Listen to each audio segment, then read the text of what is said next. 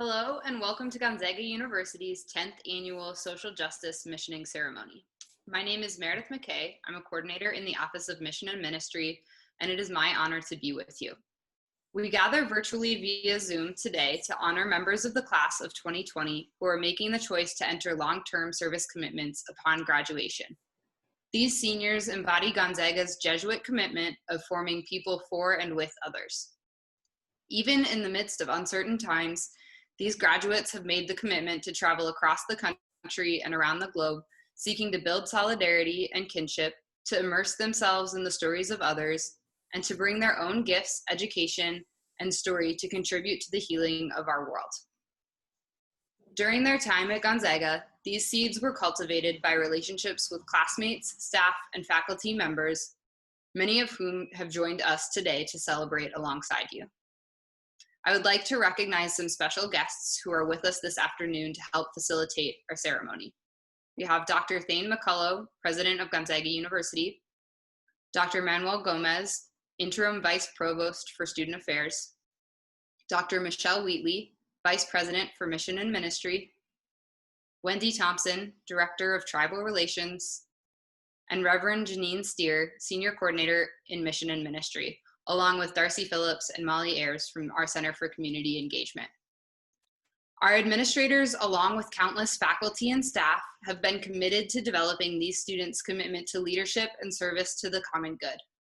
We know, however, that these seniors came to Gonzaga with the seeds of these qualities already sown by their greatest teachers, and for that, we would like to ensure we recognize the parents and families who have supported these students along the way and are joining today to watch the ceremony. At this time, we would like to invite Wendy Thompson, Director of Tribal Relations, to give a land acknowledgement and opening blessing. Hi, my name is Wendy Thompson. I'm Khalees Bay and Sanka from the Confederated Salish and Kootenai tribes of the Flathead Reservation, which is now located on what is known as northwestern Montana. We have always traveled to this area to visit relatives and to trade.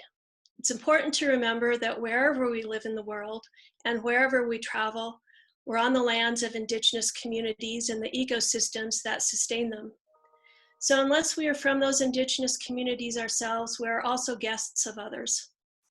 In our work of centering marginalized communities and their knowledges, being a good guest starts with understanding their often painful histories, and then learning to be an ally who acknowledges, affirms, and centers these communities in our work.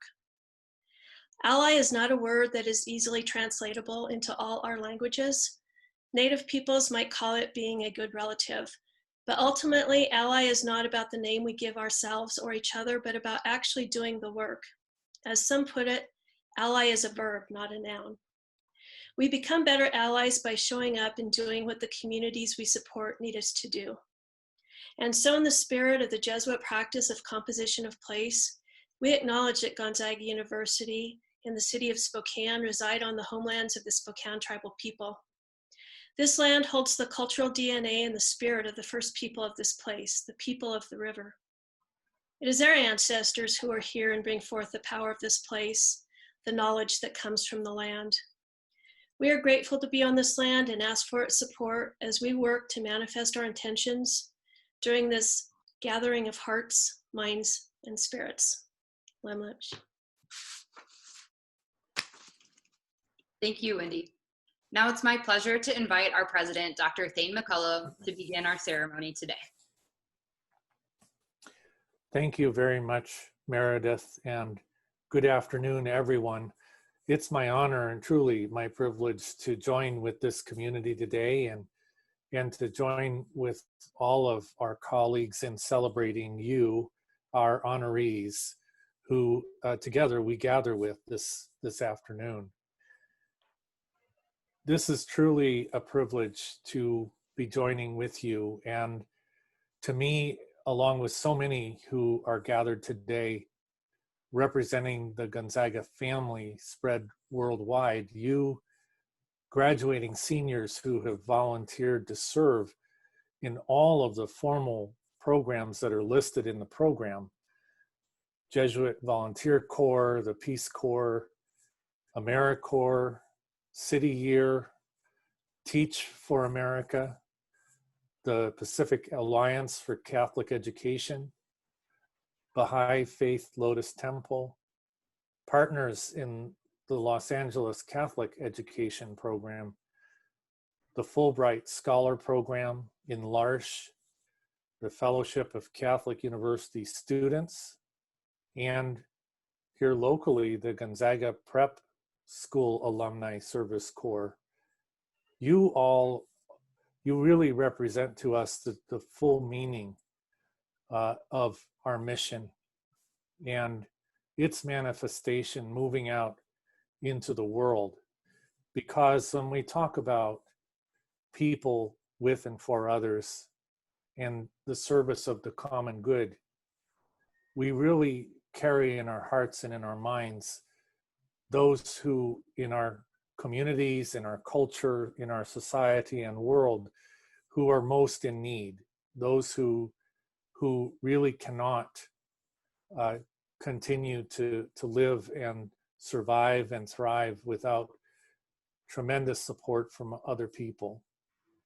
So today, we are taking this opportunity not only to express our gratitude, but really on behalf of the larger university to hold you up as exemplars of what it means to be a Gonzaga graduate, manifesting the true spirit and intention of our mission, one that is really not exclusively or solely about our own selves and our own education and our own success, but really acknowledges that this is a work that has the potential to do tremendous good out in the world if people are willing to commit themselves as you have and will to those who need us, committing yourself to lives of service for the common good. We see every day, and during your time at Gonzaga, you have participated in experiences that acknowledge that there are tremendous injustices that exist in our world, and many of them are deep and embedded. They are institutionalized and they are formed in the bedrock of the structures of our society. But this crisis has further amplified the disparities that exist within our country and around the world, as is inevitably the case. We see that the effects of the coronavirus and all of the economic response to it in a very real way impacts those most in need in the most severe ways. We don't need to do anything but look at the evening news or our social media stream to understand that this is a very real and present issue for us and will be for some time to come. And you know, because of your involvement with the various efforts and activities that you've been a part of, that overcoming these issues and challenges, it takes commitment, it takes real work and real effort. So in doing this work, you're making sacrifices and you're making intentional decisions to set aside your needs in the interests of those who are most in need and those who need our support. This is a long haul deal that you are committing yourself to, more than a day or a week. This is going to require a lot of patience, a lot of perseverance. There will be times where you will feel as though you're carrying burdens that are great and moments of struggle. And there are times when I think anyone who commits themselves to this kind of work feels that the challenges are so overwhelming they wonder whether they're really making any kind of an impact. But it's important for you to remember that your efforts, your commitment, they represent both a specific way of impacting the lives of an individual or a group of individuals. That's true. But your commitment represents for many more people a source of inspiration. You are a beacon of hope in and will be a beacon of hope in communities that are in need of inspiration. In some cases, bereft of hope and the belief that anyone cares at all about them or their situation. This experience will once again underscore how badly the world needs people like you. And we really want you to understand that in doing this work, you are building up the kingdom, and you are building, in the truest sense of the word, opportunities for the development of true community, of meaning and purpose.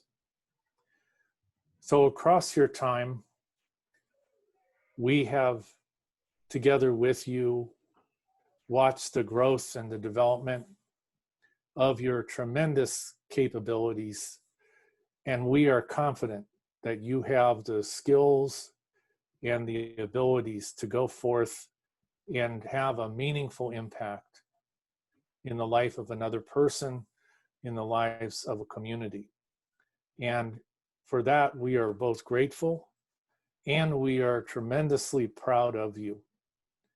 The work you're going to do is a continuation of your time at Gonzaga, but it is also the fulfillment of some of our greatest hopes for the best of our graduates. And so I really simply want to join with my colleagues today to say thank you. We are so grateful, this university, for each and every one of you. We are excited for you. We will be here rooting for you. And we will look forward to hearing about these experiences from you as you next move forward to minister and to serve the communities that you will be joining. Know that we are truly here, and if along the path of your journey you need support of any kind, you have a willing group of colleagues who stand ready to send you words of support and help in whatever ways we can. Please keep connected to Gonzaga, even as you go forth into this work and the paths it will take you next to.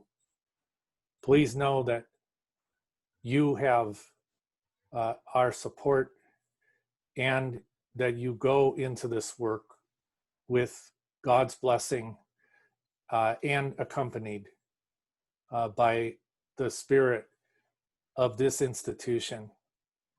We're grateful for each of you. Thank you. Thank you, Dr. McCulloh. Next, I'd like to introduce our alumni speaker. Daniel Blado graduated from Gonzaga in 2016 with a degree in computer science. As a student, he was highly involved in CCE as Campus Kids leader for 3 years, went on Mission Possible as a participant and leader, and was a leader of RISE, known while he was a student as Reality Camp, for 3 years. After graduating from Gonzaga, Daniel went on to serve in the Peace Corps as an 8th to 12th grade math and physics teacher in Mozambique, Eastern Africa. While in Mozambique, he learned both Portuguese and Makua, the Bantu language, and is fluent in both. After his time in the Peace Corps, Daniel remained in Mozambique and began farming as a way to provide jobs. Daniel is joining us today via video while still in Mozambique. So we are excited to welcome Daniel Blado, Gonzaga University, class of 2016. Hi everyone, my name is Daniel Blado. I'm a ZAG grad from 2016. I've been asked to give a small speech about service and how it's impacted me for you guys' missioning ceremony. I know it's some interesting times we're all in, especially as we're having to do a missionary ceremony with a couple videos streamed together. So just to give you a brief background, I believe Meredith has already given. My name's Daniel. I served with Campus Kids with Reality Camp before Rise, same thing, and various activities in CCE and retreats with mission ministry. And service has been an integral part of my university experience and postgrad service. After Gonzaga, I went to the Peace Corps. I served in a country called Mozambique, which is in Eastern Africa. I'd never been out of the States before, which is one of the reasons why I wanted to do it. A challenge, something new, and something where I had an opportunity to serve. As I've been preparing to explain and to talk about my experience, I've been thinking about what is service to me. And the one thing I want you guys to take away is service for me is about learning of ourselves, of others, and our role in our communities.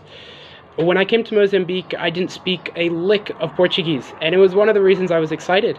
I'd always wanted to learn another language, but I'd never put forth the time to doing it. I learned a massive amount during my 2 years of living in a relatively remote village in Mozambique. I was teaching math and physics at a high school. I learned how to wash clothes by hand. I learned how to shower every day with a 5-gallon bucket and a cup. I learned 2 more languages, Portuguese and our local dialect. I learned how to wire my own house. There were only 2 light bulbs in it, and I have a bit of an engineering background. So, I learned how to wire a house and put up more switches and more light bulbs. But, that's not all that service is. Service, it's also, in my time, I learned how to take a break. Oftentimes, especially in university, I was a go, go, go, go. And if you know me, you know how true that is.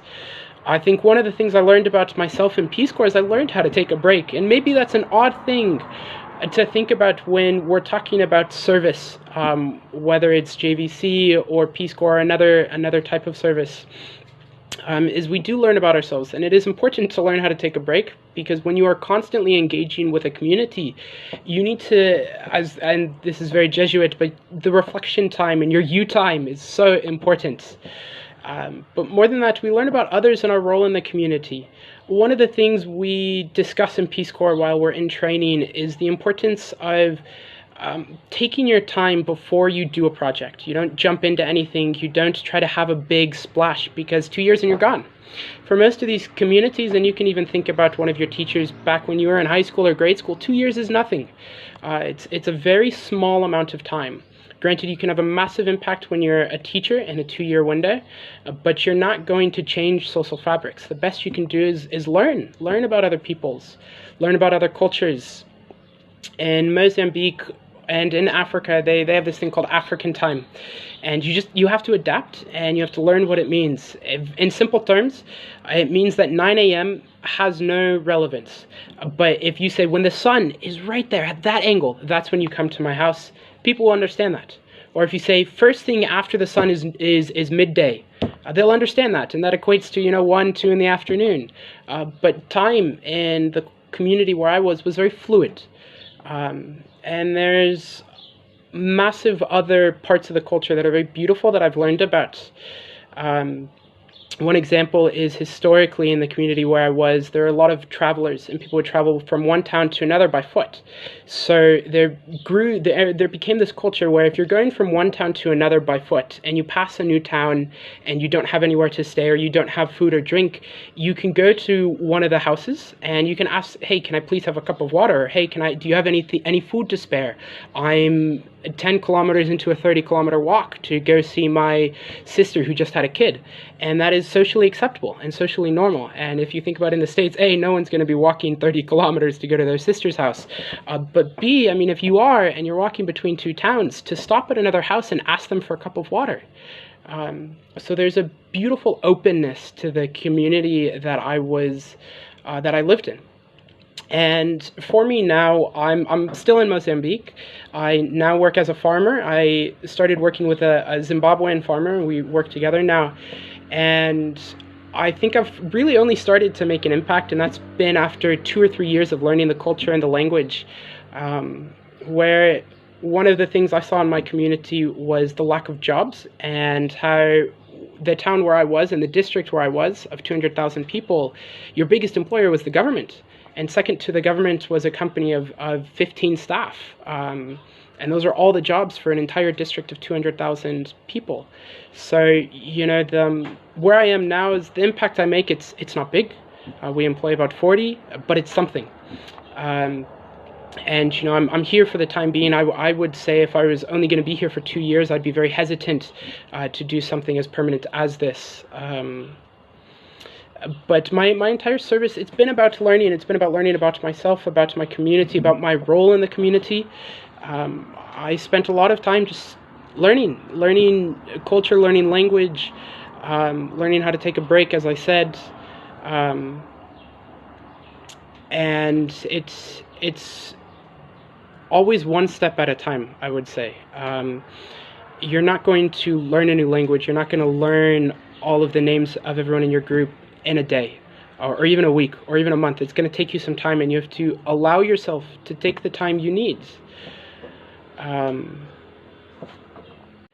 just one quick piece of advice, if I may, before I wrap up here. Wherever you are serving, no matter how many libraries you build, no matter how many projects you accomplish, no matter how many goals or tasks you can check off, when you finish your service and look back, what you're going to remember are the relationships you've built and developed, and those that you're able to maintain. You're not always able to maintain all of them, but invest in your relationships, because when your service ends and you're on the next part of your life, it's those relationships that you will be most fond of when you look back at your service. The relationships with your housemates or your neighbors or your students or your mentors. So invest in those relationships as well, because they will be the highlights of your service. And so just as you're starting to go out, whether it's in the role as a teacher, in the role of as a mentor, what have you, remember to continue to learn and give yourself the space to learn. And what I mean by that is, when you need a break, take a bloody break. It's going to happen to all of us. You're going to feel like you might burn out at times. You will see or hear or experience some really bad stuff, and it might scare you at times. I know I've seen more corruption than I have ever wanted to see or to experience or to know exists. So when you feel exhausted, take a break. It's okay to take a break.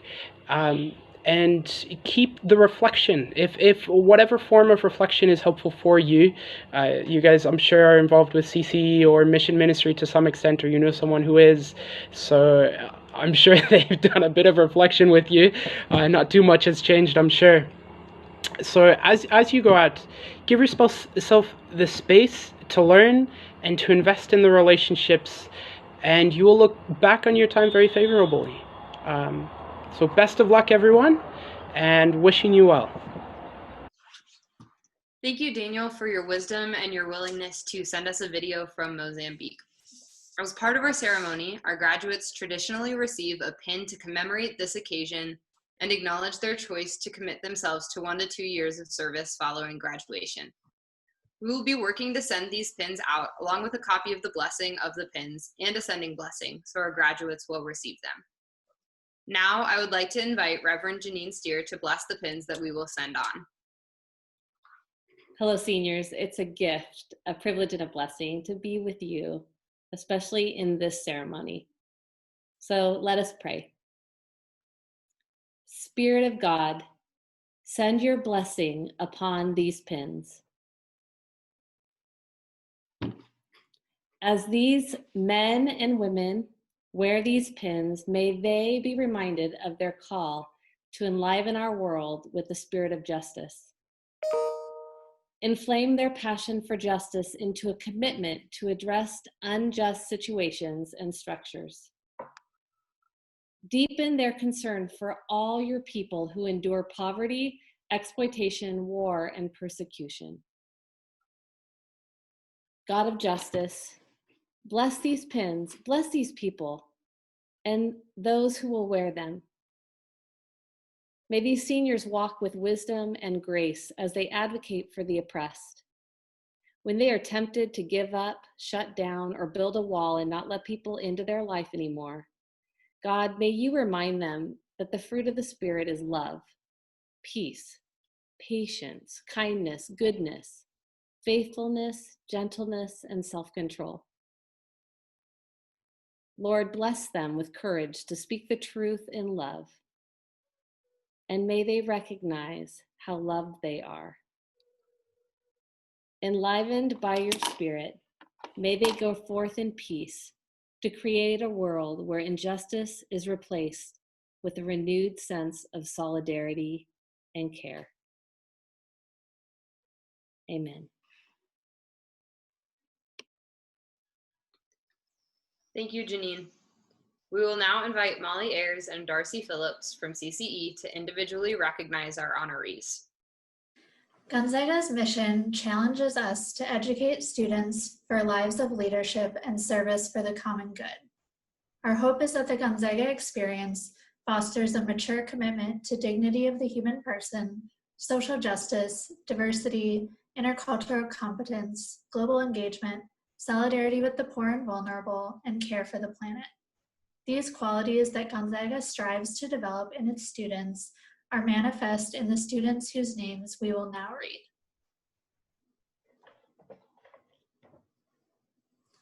Anna Allgate, Jesuit Volunteer Corps, Issaquah, Washington.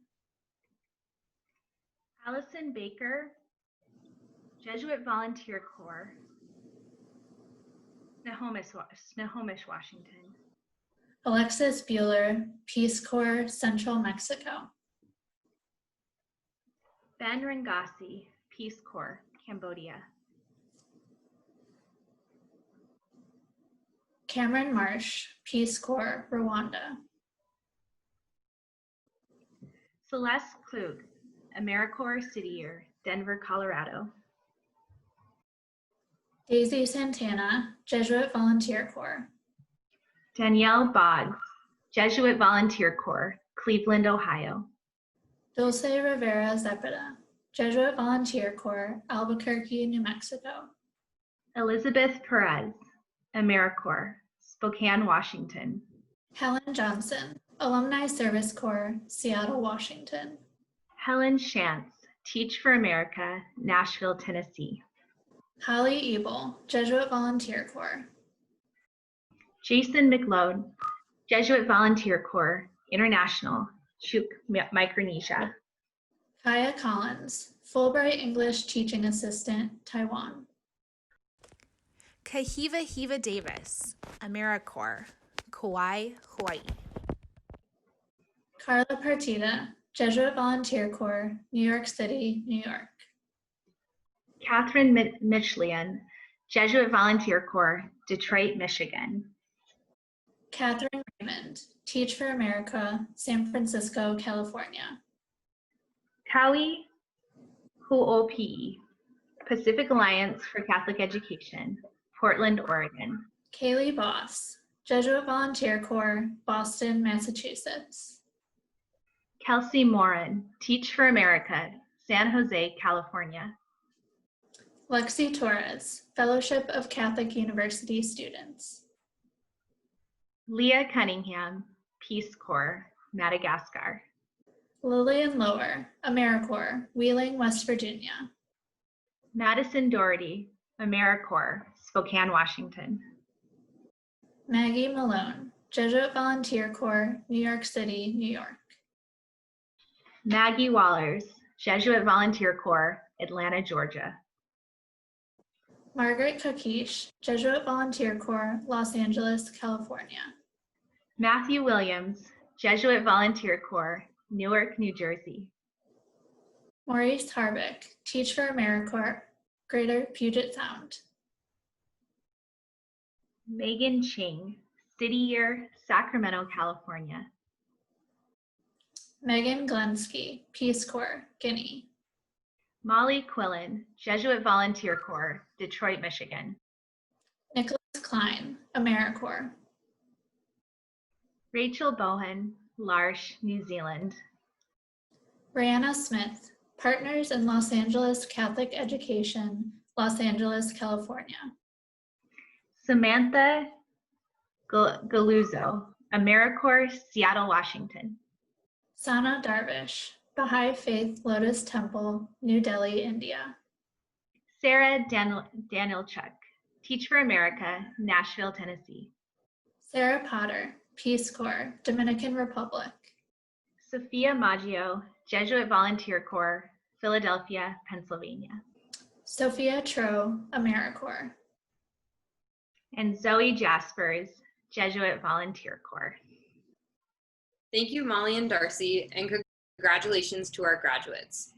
I'd now like to invite Dr. Wheatley and Dr. Gomez to close our time together in prayer. Let us all embrace the simple movement of bringing our palms together, bowing our heads, and recalling the power and prayer of an expression of awe and gratitude in the presence of the divine, confirming our spiritual bond. Loving God, we give thanks today for the gift of these Gonzaga graduates, for their life, learning, and love in this community.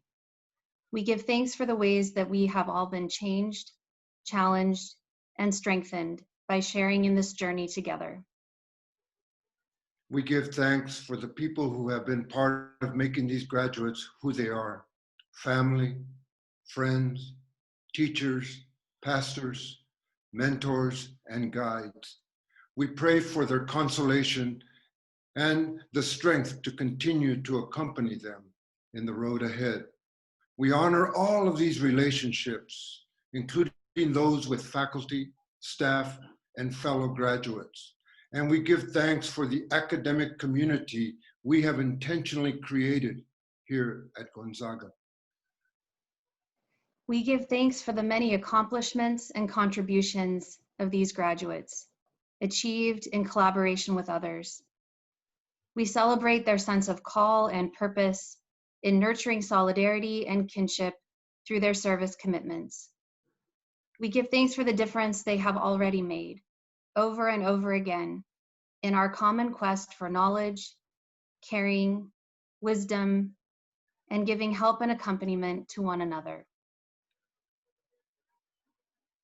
Gracious God, as we send forth these graduates, we ask you to please bless them. Graduates, may you always keep your eyes open and act inclusively, and may your great talents and strong hearts continue to be bold. May you continue to be brave and compassionate as you move out into the wider world to be the persons for others, fires who kindle other fires, and people who will work and work and work for a more just and humane world. May God bless you abundantly, helping you to use your talents to the fullest, make wise choices, pursue depth of understanding and relationship, and stretch your hearts on behalf of and with those who are silent, marginalized, and vulnerable. May you always know of our love and care for you, and may the Spirit of God be with you always. And so, graduates, we send you forth and bless you in the many holy names of our creative, loving, and gracious God. Amen. Amen. Thank you both. This concludes our social justice missioning ceremony. Thank you again to our colleagues who joined us and helped us put on our first virtual social justice missioning ceremony. To our students and their families, we are so grateful for you joining us virtually and look forward to sending your pins out to you as soon as possible. We hope you're well.